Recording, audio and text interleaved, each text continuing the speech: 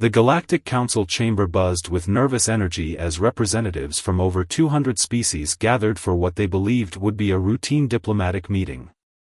Among them sat Ambassador Thomas Miller, Earth's representative, maintaining an unusually calm demeanor that contrasted sharply with the typical human emotional display the aliens had come to expect. High Counselor Reed of the Centaurian Empire, currently serving as the head of the Galactic Defense Committee, stood at the central podium. His crystalline form reflecting the chamber's soft light as he prepared to discuss the usual matters of border disputes and trade regulations. Before we begin today's scheduled agenda, Miller interrupted, his voice carrying across the chamber with unexpected authority. The United Earth government would like to make an announcement. The chamber fell silent. Humans rarely spoke during these sessions unless directly addressed, preferring to observe and learn. Their species had only joined the Galactic Council 50 years ago, remarkably quick for such a young civilization. Miller activated his datapad, and a massive hologram materialized above the chamber. What appeared made several alien representatives gasp, while others instinctively moved back in their seats. Floating before them was an image of a warship, but not just any warship. This vessel dwarfed anything the galaxy had ever seen. Ladies, gentlemen, and honored representatives, Miller continued, his voice steady, I present to you the UES Prometheus. The first of humanity's Guardian-class defense vessels. The ship's specifications began scrolling alongside the hologram. Length, 50 kilometers. Width, 15 kilometers. Height, 10 kilometers. The numbers alone sent waves of shock through the assembly. The largest known warship in the galaxy, the Centaurian's Pride, Starbreaker, was barely 5 kilometers in length. A representative from the militaristic Argon Confederation stood up, their scaled skin showing signs of distress. This is impossible. No civilization has the resources or technology to build something of this scale. Miller smiled, a gesture that humans knew as friendly but many aliens had learned to fear for its ambiguity. We've been busy these past few decades. While we may be new to the galactic community, we've learned that size does matter, especially when it comes to defending one's interests. The chamber erupted into chaos as representatives began speaking all at once. Some demanded immediate explanations, others called for emergency sessions of their military councils, and a few simply sat in stunned silence. High Counselor Reed raised all four of his appendages, calling for order. Ambassador Miller, surely you understand that revealing such a weapon will cause significant diplomatic concern? Weapon? Miller raised an eyebrow. High Counselor, the Prometheus is a defensive vessel. One of 12 we've constructed in the Sol system alone. We're simply being transparent with our allies about our defensive capabilities, as required by Galactic Council Regulation 447b. The chamber grew even more chaotic. 12 such ships? The humans had built 12 of these monsters? What the alien representatives didn't know, what would keep their military analysts awake for cycles to come, was that humanity had just played their first card in a much larger game. The Prometheus wasn't just a show of force, it was a message. Humanity had arrived on the galactic stage, and they had no intention of playing by the old rules. As the chamber descended further into pandemonium, Miller sat back in his chair, pulled out his personal datapad, and began composing a message to Earth Command, Phase 1 complete. They took the bait. Shall we proceed with Phase 2? The news spread across the galaxy faster than light itself.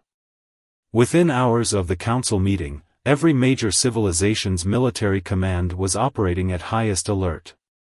The Prometheus had become the only topic of discussion in every corner of known space. Admiral James Walker stood on the bridge of the very vessel causing all this commotion, watching as his crew went about their duties with practiced efficiency.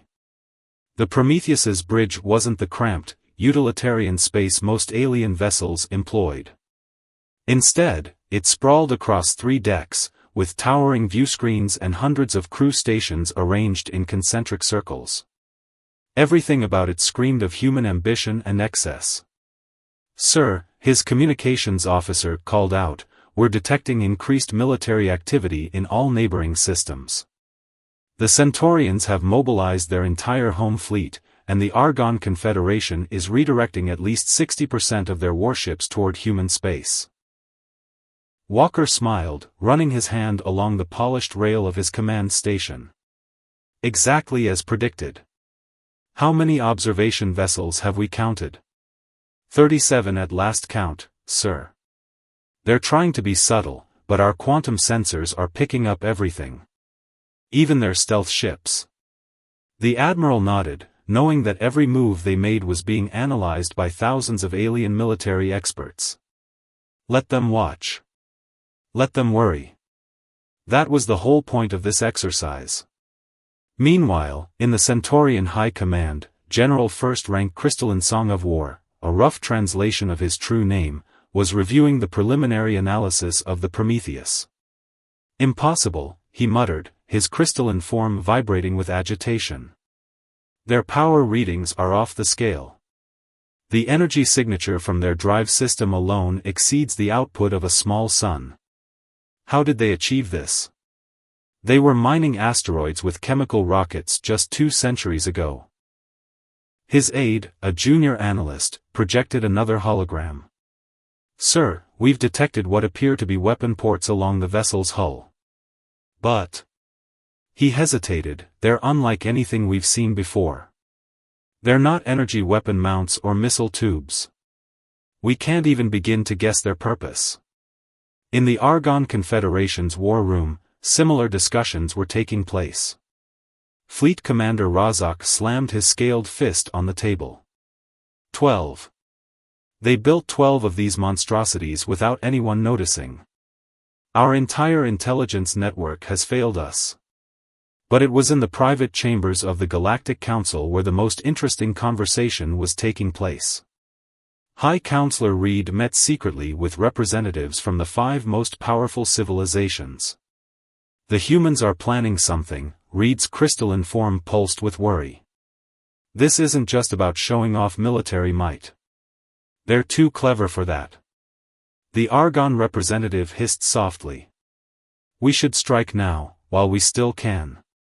12 ships or not, we could overwhelm them with our combined fleets. And risk them having even more surprises." The networked minds of the Silicon Collective chimed in, their avatar flickering. "No. The humans are playing a game we don't understand yet. This show of force, it's too obvious, too theatrical." Back on the Prometheus, Admiral Walker received a priority message from Earth Command. He read it twice, then turned to his crew with a grim smile. "Ladies and gentlemen, prepare for Phase 2. It's time to show our alien friends why we built these ships in the first place." As the crew rushed to their stations, Walker looked out at the vast expanse of space, knowing that somewhere out there, invisible to normal sensors, something was coming. Something that would make the aliens thank the humans for building the Prometheus and its sisters. The real question wasn't why humanity had built such massive ships. The question was, what were they built to fight against? The Prometheus's quantum sensors detected it first. At the edge of charted space, something massive was moving, distorting spacetime in ways that defied conventional physics. Admiral Walker stood before the gathered holographic representatives of the Galactic Council, his expression grave. "Distinguished representatives," he began, his voice steady but urgent, 24 hours ago, our long-range sensors detected an anomaly approaching from the galactic core. We've spent the last century preparing for this moment." The chamber erupted with questions, but Walker raised his hand for silence. With a gesture, he activated a holographic display that showed a mass of writhing darkness, larger than a solar system, moving through space like a cosmic predator. "We call them the Void Hunters," Walker continued. "We first detected their energy signature 100 years ago, shortly after joining the galactic community. Our scientists realized they were heading toward populated space, but nobody would believe a primitive species like humanity. High Counselor Reed's crystalline form dimmed with shock. Impossible. The ancient texts speak of such beings, but they were thought to be myths. Stories to frighten younglings. Oh, they're real, Walker replied, bringing up another display showing historical data. Humanity has been preparing for this since we first detected them. The Prometheus and her sister ships weren't built to threaten you, they were built to save you. The display shifted to show the true scale of the Void Hunters. Even the most hardened military commanders felt their blood run cold. The creature, if it could be called that, was consuming everything in its path. Stars, planets, even the fabric of space itself seemed to vanish into its endless darkness. Our scientists discovered something crucial, Walker explained, pointing to specific energy readings. The Void Hunters feed on energy itself. Conventional weapons, even our most powerful ones, would only make them stronger. That's why we built the Prometheus-class vessels the way we did. The ship's chief engineer, Dr. Marcus Thompson, stepped forward. The weapon ports you've all been trying to analyze? They're not weapons at all. They're quantum vacuum generators. The Prometheus doesn't fight with energy, it fights with the absence of it. Understanding dawned on the alien representatives. The massive size of the ships, the strange technology, the secrecy, it all made sense now. Humanity hadn't built warships, they'd built shields for the galaxy itself. In the Centaurian Command Center, General Crystalline Song of War watched the readings with growing horror. They're approaching faster than we thought possible. The outer colonies will be the first to. He never finished his sentence. A distant star winked out of existence, then another, and another. The Void Hunters were no longer a distant threat. They were here. Admiral Walker's voice carried across all communication channels, transmitted to every ship and planet in range. All vessels, this is not a drill. Civilian ships are to retreat behind the Prometheus defense line. Military vessels, form up according to the battle plans we're transmitting now. The massive human ships began moving into position, their quantum drives humming with power. 12 vessels, each 50 kilometers long, arranging themselves in a pattern that ancient human sailors would have recognized, a battle line. Phase 2 begins now, Walker announced, his voice carrying the weight of humanity's 100-year preparation. All Prometheus-class vessels, power up your vacuum generators. Let's show these cosmic horrors why they should have stayed in the dark where they belonged. As the void of space began to ripple with the approach of humanity's ancient enemy, the alien races found themselves facing a startling realization: the species they had dismissed as newcomers, as upstarts, had been their silent guardians all along. The real battle was about to begin. Part 4. The first strike. Space itself seemed to bend and twist as the Void Hunters approached the defensive line. The Prometheus and her 11 sister ships held their position, their massive hulls gleaming under the light of distant stars, stars that were rapidly being consumed by the approaching darkness. All ships, final systems check, Admiral Walker commanded from the Prometheus's bridge. Quantum vacuum generators at full capacity. Remember your training. We've simulated this 1,000 times. The alien fleets hung back, their sensors struggling to comprehend what they were witnessing. The Void Hunters were like living black holes, but worse, they moved with purpose, with hunger. The darkness had eyes, countless eyes that seemed to stare into the soul of every being that dared to look upon them. Prometheus actual to all ships, initiate Protocol 0, Walker's voice was calm, almost serene. Activate quantum vacuum corridors on my mark. The 12 massive ships began to hum with power. Along their hulls, those mysterious ports that had puzzled alien observers started to glow with an anti-light, a darkness that was somehow visible. It was as if pieces of nothingness were being born into reality. By all that's sacred, whispered High Counselor Reed from his flagship, they're not generating energy at all. They're generating absence. The lead Void Hunter, a writhing mass of darkness larger than a gas giant, reached out with tendrils of pure entropy toward the nearest human vessel, the UES Hercules. The alien observers expected the ship to be torn apart instantly. "Now!" Walker commanded. All 12 ships fired simultaneously. But instead of beams of energy or salvos of missiles, they released perfectly coordinated waves of absolutely nothing. Corridors of pure vacuum, absent of even quantum fluctuations, shot out from the ship's ports. The effect was immediate and stunning. Where the quantum vacuum corridors met the Void Hunter's tendrils, the cosmic horrors recoiled as if burned. Their matter-consuming darkness found nothing to consume, no energy to devour, not even empty space to corrupt. "It's working!" Dr. Thompson shouted from his engineering station. "Their energy absorption rate is dropping. They can't feed through the quantum vacuums." The alien observers watched in awe as the human ships began to move in perfect coordination, their quantum vacuum corridors creating a complex web of nothingness that trapped and contained the Void Hunters. It was like watching a dance, a deadly ballet of ships and void. "Secondary attack pattern Delta," Walker ordered. "Compress and constrain." The 12 ships began to move closer together, their vacuum corridors tightening like a net around the cosmic horrors. The Void Hunters writhed and thrashed, their impossible bodies trying to find some way to feed, to consume, to destroy. But humanity had done the impossible, they had found the one thing that could hurt beings that fed on everything, nothing itself. From the Centaurian flagship, General Crystalline Song of War watched with growing understanding. The size of their ships, it wasn't about firepower at all. They needed vessels that large to generate and maintain vacuum fields of this magnitude. The battle continued to unfold, but something unexpected happened. One of the smaller Void Hunters, perhaps more desperate or more clever than its brethren, suddenly changed tactics. Instead of trying to feed on energy, it began to tear at the fabric of space itself, creating a rift that threatened to swallow everything in its path. "Containment breach in Sector 7, came the urgent call from the UES Helios. "The vacuum corridors aren't holding." Walker's eyes narrowed as he watched the rift begin to grow.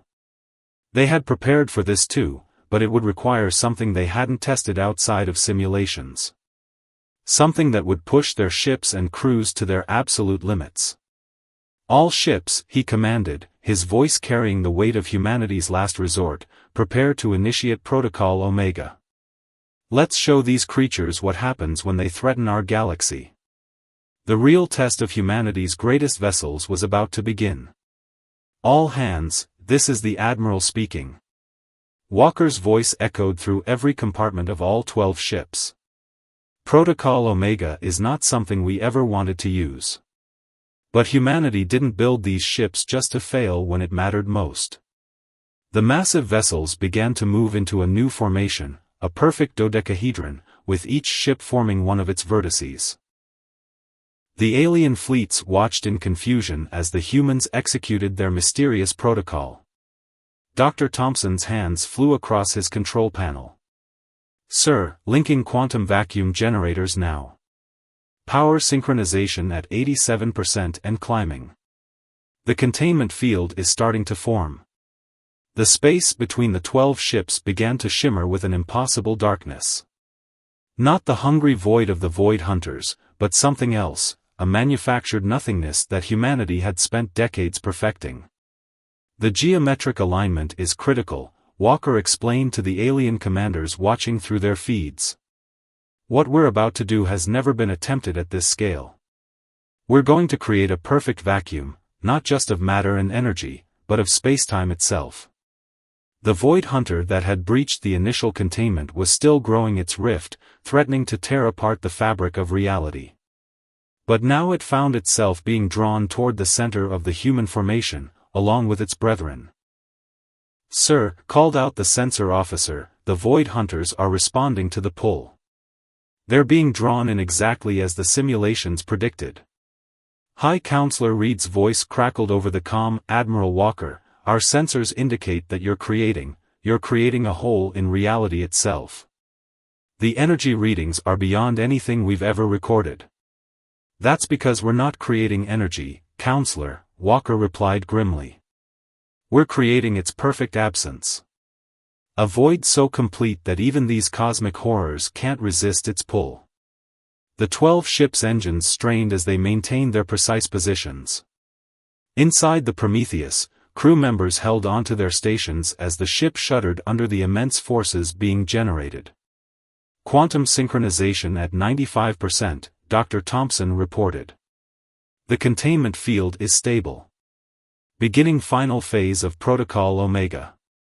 The space within the dodecahedron had become something that defied description, a perfect nothing, a spot in the universe where even the basic laws of physics ceased to exist. The Void Hunters, creatures that fed on energy and matter, found themselves being pulled into a realm where there was nothing to feed on, nothing to corrupt, nothing to destroy. But the cosmic horrors wouldn't go quietly. They thrashed and fought, sending out waves of destructive force that battered against the human ship's shields. Warning alarms blared throughout the fleet. Hull stress approaching critical levels on the Hercules and Apollo, came an urgent report. We're losing containment in sectors 3 and 7. Walker gripped his command rail tightly. Divert all non-essential power to structural integrity. We only need to hold them for another 30 seconds. The alien fleets watched in awe as the human ships began to glow with an internal light, their massive frames straining against forces that should have torn them apart. The Void Hunters, those ancient cosmic predators that had terrorized galaxies for eons, were being dragged inexorably toward their doom.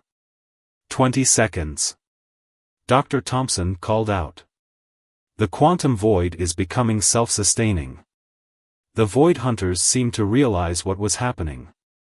Their writhing forms began to merge together, combining their strength in one last desperate attempt to escape. The resulting surge of power sent shockwaves through space that cracked the hulls of several observation vessels. All ships, emergency power to containment fields. Walker commanded. Don't let them merge completely. This is what we built these ships for. This is humanity's stand. As the final seconds ticked down, the universe itself seemed to hold its breath. What happened next would either be humanity's greatest triumph, or their last act in a doomed galaxy. The universe seemed to bend and warp around the human battle formation as Protocol Omega reached its final stage. The Void Hunters, now partially merged into a single writhing mass of cosmic horror, fought against the inexorable pull of the artificial nothing that humanity had created. Containment field integrity at 12%. Dr. Thompson's voice was strained. We can't hold this much longer, Admiral. Walker looked at the tactical display, his mind racing through calculations. The Void Hunters were almost completely engulfed in the perfect vacuum they'd created, but almost wasn't good enough. They needed total containment. Sir, his XO reported grimly, the Hercules and Apollo are reporting critical structural failures. Their quantum vacuum generators are starting to collapse. The Admiral made the hardest decision of his career. All ships except Prometheus, begin emergency withdrawal. We'll hold the containment field ourselves. That's suicide. High Counselor Reed's voice cracked over the comm, no single ship can generate enough power to maintain the field. No, Walker replied calmly, but we can do something else. Dr. Thompson, initiate core overload sequences. We're going to collapse the Prometheus into the void. The bridge crew fell silent. They all knew what that meant. The Prometheus, humanity's greatest achievement, would become the seal that would trap the Void Hunters in their prison of nothingness forever. As the other 11 ships began their withdrawal, the Prometheus's engines roared to life one final time.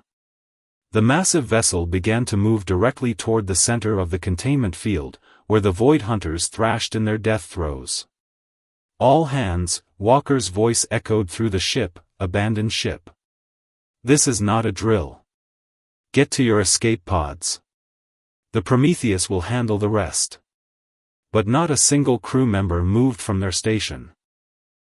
"Sir," his XO said, speaking for everyone, "we all knew this might be a one-way trip when we volunteered. We're staying." The alien fleets watched in awe as the Prometheus, the ship they had feared just days ago, began its final mission. Its hull groaned under impossible stresses as it pushed deeper into the quantum void, dragging the Void Hunters with it. "Core overload in 30 seconds, Dr. Thompson reported. The quantum vacuum generators are at 300% capacity and climbing. We're past the point of no return." The Void Hunters seemed to sense their impending doom. They launched one final, desperate attack, reality-shredding tentacles of void energy lashing out at everything within reach. But the Prometheus's hull, designed to contain the very absence of existence, held firm. 10 seconds. Thompson called out. Walker stood from his command chair and faced his crew. "It has been an honor serving with you all. Humanity will remember the Prometheus and her crew." 5 seconds. The alien observers saw it happen in slow motion. The Prometheus, its hull now glowing with impossible energies, plunged into the heart of the quantum void. The Void Hunters, trapped by the ship's final act, were pulled in with it. Then, in a flash that wasn't light, because it was the absence of everything, even darkness, the Prometheus collapsed in on itself. The quantum void imploded, taking with it the ship, its crew, and the ancient cosmic horrors that had threatened all life in the galaxy. Where once there had been a battle between titans, now there was nothing. Not empty space, not a black hole, not even void. Simply a point in spacetime that physics itself ignored, a permanent monument to humanity's sacrifice. High Counselor Reed's crystalline form dimmed in mourning. "They knew," he whispered. "They knew all along that this would be the cost." The alien fleets hung in space, their weapons powered down, their crews standing in silent tribute to the humans who had given everything to save not just their own species, but all life in the galaxy. But in the silence that followed, a single transmission cut through the comm channels, a message from Earth Command that would change everything once again. The message from Earth Command cut through the somber silence, displayed on every ship's communication system in the fleet: Protocol Omega successful. Initiating Project Resurrection. Stand by. Before any of the alien representatives could question the meaning of these words, their sensors detected something impossible. At the edges of the battle space, precisely calculated points in spacetime began to ripple and distort. "By the ancient stars," High Counselor Reed gasped, his crystalline form flickering in disbelief. "They're opening quantum tunnels." 12 massive ruptures in spacetime appeared, arranged in a perfect circle around the battle site. From each tear in reality emerged a familiar sight. 12 more Prometheus-class vessels, identical to the ones that had just fought the Void Hunters. The alien fleets erupted in confusion. General Crystalline Song of War's voice crackled over the comm channels. "How is this possible? We saw you build only 12 ships." A new voice answered, Admiral Walker's voice, but from one of the newly arrived vessels. "No, honored allies. You saw us build the first 12 ships. These are the other 12. The real Prometheus fleet." The truth dawned on the alien observers. The ships they had been watching for the past few days, the ones that had just sacrificed themselves to defeat the Void Hunters, had been decoys. Incredibly advanced, fully functional decoys, but decoys nonetheless. "You see," Walker continued, his image now appearing on all communication channels, "humanity learned something important in our brief time among the stars. The greatest weapon isn't the biggest ship or the most powerful gun. It's making your enemy think they know your full capabilities when they've only seen half of them." Dr. Thompson's voice joined in from another ship. "The quantum vacuum technology was real, but it was never meant to be used the way we just did. Its true purpose was to create stable quantum tunnels, allowing us to hide an entire second fleet in a pocket of subspace, ready to emerge the moment the Void Hunters committed their full strength against what they thought was our only defense." The alien representatives were stunned into silence. Humanity hadn't just built the largest warships in history, they had built 24 of them, hiding half their true strength until the perfect moment. The resources, the technology, the sheer audacity of the plan was beyond anything they had imagined possible.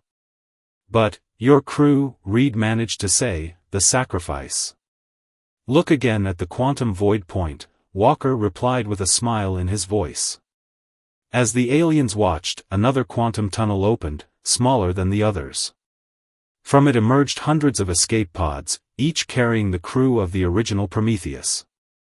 The ship itself was gone, collapsed into the artificial nothing along with the Void Hunters, but its crew had been teleported to safety at the last possible moment through pre-established quantum tunnels. We had to make the Void Hunters believe they had won, Walker explained. Their kind had destroyed countless civilizations before by adapting to whatever weapons were used against them. The only way to truly defeat them was to make them commit fully to what they thought was their moment of victory. The alien fleets watched as the escape pods were recovered by the new Prometheus fleet. Humanity had not only defeated an ancient cosmic horror but had done so while protecting their people and revealing only a fraction of their true technological achievements. In the Galactic Council chamber, Ambassador Miller stood once again before the assembled representatives.